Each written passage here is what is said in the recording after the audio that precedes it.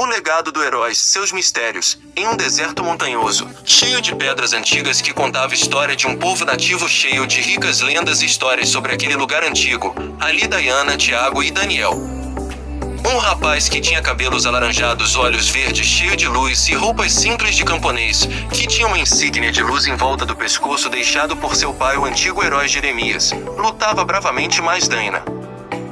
Tiago, cabelos vermelhos, roupas pretas, melancólica e uma borboleta roxa em volta do pescoço, que era o meio-irmão de Daniel, filho mais velho de Jeremias. Daniel, Tiago e Diana atacava a toupeira gigante.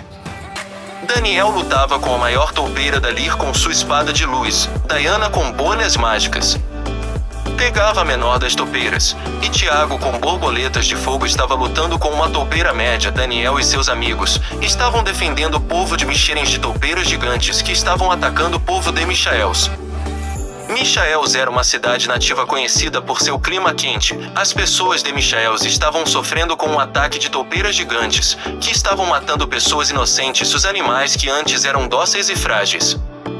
Também bem inofensivo agora eram criaturas tenebrosas e cruéis. Tudo aconteceu por causa de Acazel, filho de Truan, e o antigo herói do machado, que era conhecido por ser bruto e violento. Acazel, o rapaz grandalhão forte com tranças e roupas de bárbaros que não gostava dos humanos e fez essas maldades. Daniel e Tiago, que também eram filhos de um grande herói, por isso achavam um absurdo o que Acazel estava fazendo.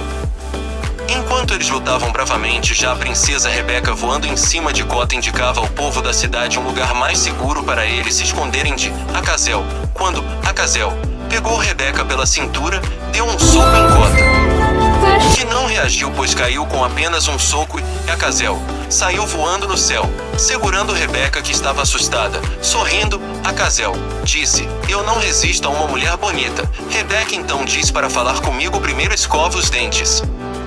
Acazel então diz: "Não teste um homem que pode te derrubar." Rebeca então diz: "Você conhece o meu namorado. Ele é gentil a maior parte do tempo, mas ele não poupa nem os menores animais que tentaram nos atacar, quem dera os grandes monstros." Acazel então, com a cara fazendo ironia, Acazel decide testá-lo. Ele então diz: "Como ele reagirá quando eu te jogar daqui de cima?" Ele então começou a sacudir o próprio corpo tentando derrubar Rebeca no chão, para que ela caísse lá de cima e morresse. Daniel, furioso ao ver a sua noiva agarrada e levada por um homem escroto, abandona Diana e Tiago para trás. Daniel então começa a socar Acazel, e Cota instintivamente salva Rebeca de cair para uma morte certa, já que Daniel estava tão cego de raiva que não percebeu que havia colocado em risco a vida de sua noiva. Geralmente Daniel era um homem sábio, principalmente em suas ações, porém Daniel não estava nem mesmo percebendo que estava tão cego de raiva ao ponto de arriscar a sua própria vida. Rebeca voou para longe dali com Cota estava desmaiada pelo susto. Daniel não percebia o perigo, já que Acazel era o triplo mais poderoso do que Daniel, já que Acazel tinha mais experiências em guerras e combates e milhares de anos de vivência. Acazel rindo diz a Daniel: "Foi divertido o exercício, mas agora vamos levar isso a sério." Ele então pegou Daniel pelo pescoço e deu vários socos na cara de Daniel, e em seguida puxou o colar do pescoço de Daniel e disse: "Você não é digno de usar isso, nem de ser filho dele. Como o mundo é injusto, ele deveria ser o meu pai. Honraria o legado dele mais do que você." Daniel então diz com o olhar sujo de sangue: "Você não é digno nem de mencioná-lo."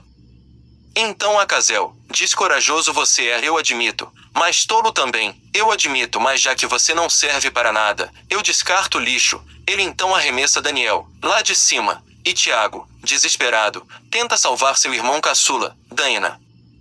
Tenta explicar a Tiago que a força daquele homem era tremenda. Se Tiago intervesse, ele não ia conseguir salvá-lo. Talvez ambos morressem por causa do impacto. Diana queria salvar Daniel, mas a missão dela ali era proteger a princesa, Rebeca.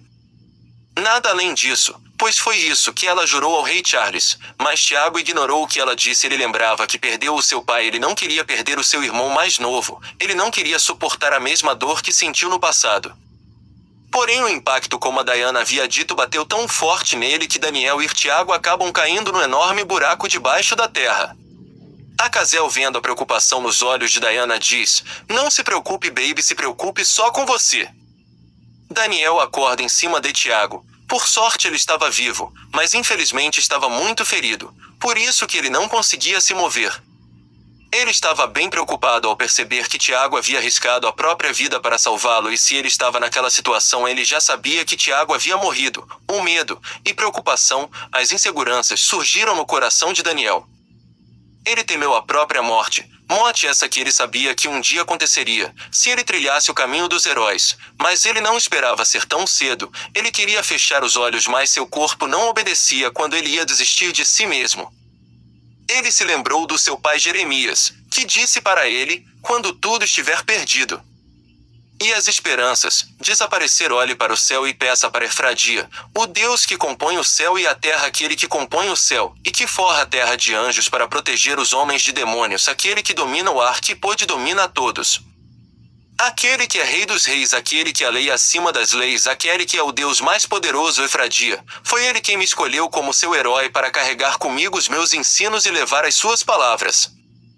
Morri herói servindo a ele, diga pelo dom de Efrade, me salve. Daniel então, na caverna fria e sombria, cheio de ferimentos no corpo, Daniel conjurou as palavras em seu pensamento: Deus, mesmo que você não consiga me salvar, pelo menos salve Tiago. Pelo menos faça com que ele esteja bem. Quando uma voz lhe diz: eu irei proteger os dois, Daniel ficou surpreso, pois não sabia de onde vinha aquela voz, pois não era de sua cabeça. A voz falava ao seu redor. Era uma voz calma e gentil, sem maldade, perversidade ou violência. Uma voz que ele confiava, como se já conhecesse aquela voz. Não era de seu pai, não era de sua mãe, nem mesmo de alguém que ele conseguia descrever quem era, mas alguém que estava ali para ajudá-lo. Quando uma luz envolve os dois, Daniel e Tiago, a luz então curou os dois. E todas as feridas dos seus corpos desapareceram, e em seguida Tiago acorda.